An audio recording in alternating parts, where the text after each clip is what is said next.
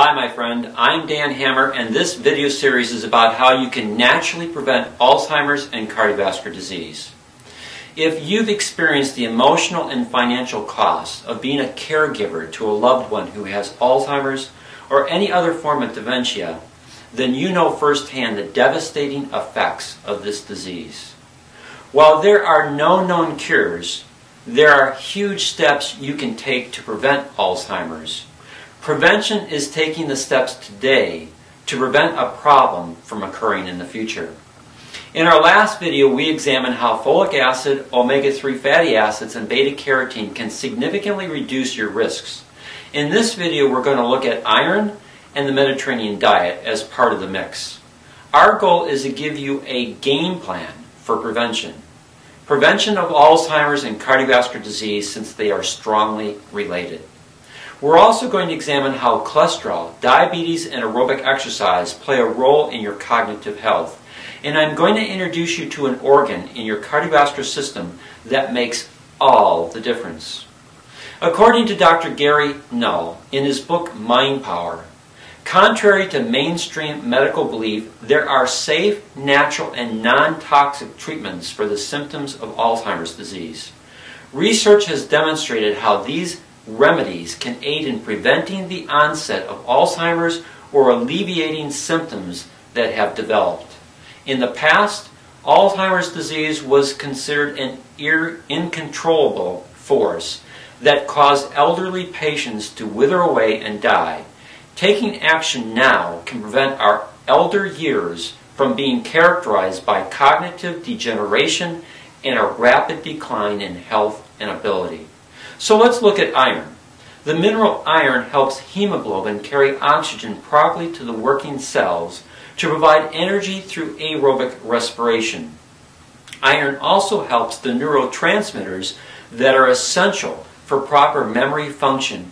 This means that low iron levels can have a significant impact in two aspects of brain function.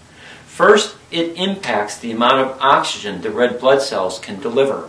Since the brain uses a large amount of oxygen for energy production, a lack of iron will impact the amount of oxygen the red blood cells can deliver.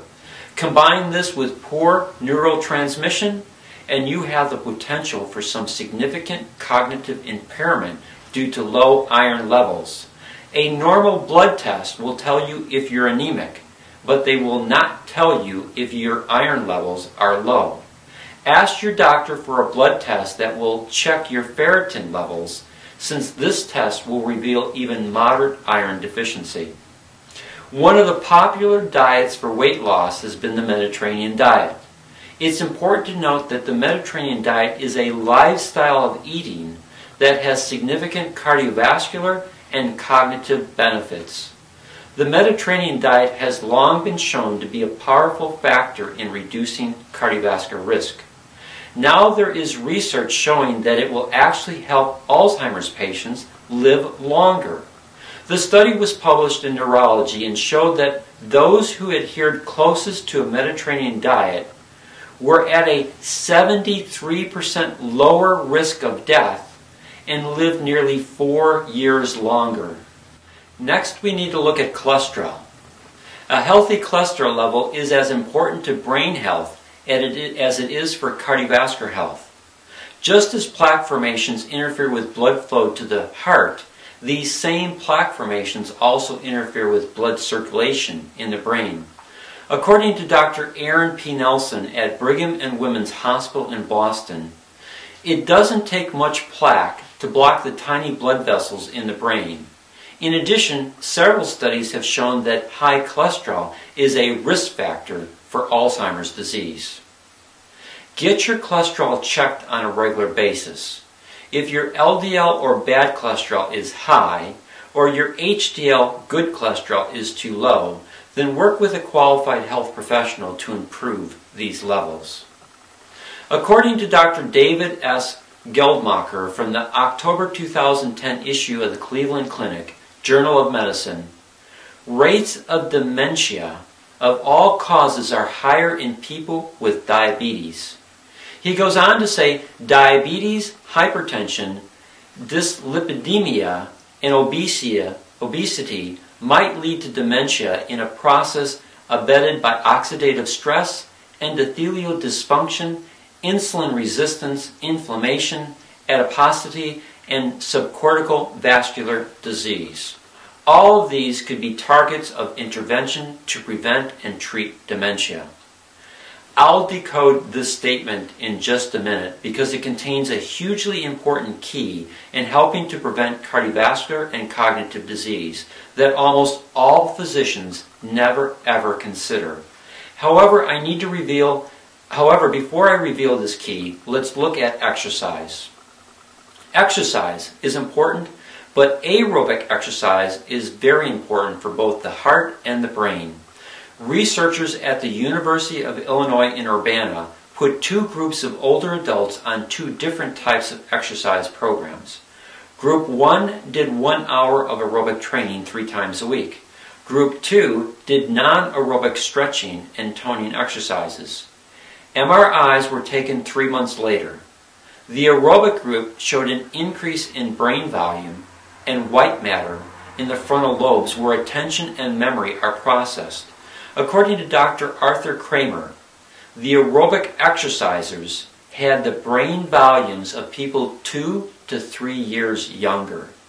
Now, let's go back and look at Dr. Geldmacher's statement. I put it on the screen and highlighted oxidative stress, endothelial dysfunction, and subcortical vascular disease. All 3 of these directly affect the most important organ of your entire cardiovascular system. That organ is your endothelium. In 1998, the Nobel Prize in Medicine was awarded to 3 American researchers who discovered how your endothelium produces a gas called nitric oxide from the amino acid L-Arginine. I would bet that you've never heard of this research or this organ, yet both have the potential to substantially reduce, some would even say eliminate, cardiovascular disease, and by association substantially reduce the risk for Alzheimer's disease. Your endothelium is an organ. It's only 1 cell thick and it lines all of your cardiovascular system. Your heart, arteries, capillaries, and veins are all lined by this 1 cell thick organ. Scientists once thought it was just an inert membrane whose only function was to help keep your blood in the bloodstream. Research over the past 25 years has shown this to be a multifunctional organ involved in metabolic, immunological, and cardiovascular processes. Most vascular researchers today will tell you that your endothelium is critical to your cardiovascular health.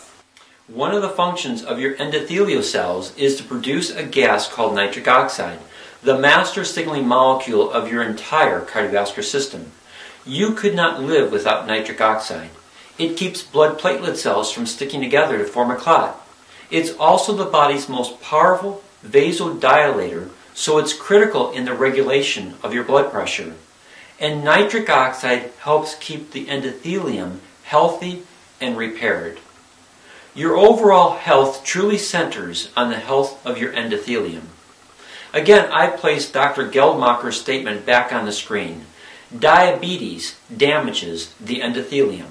High blood sugar causes oxidative stress to the endothelium.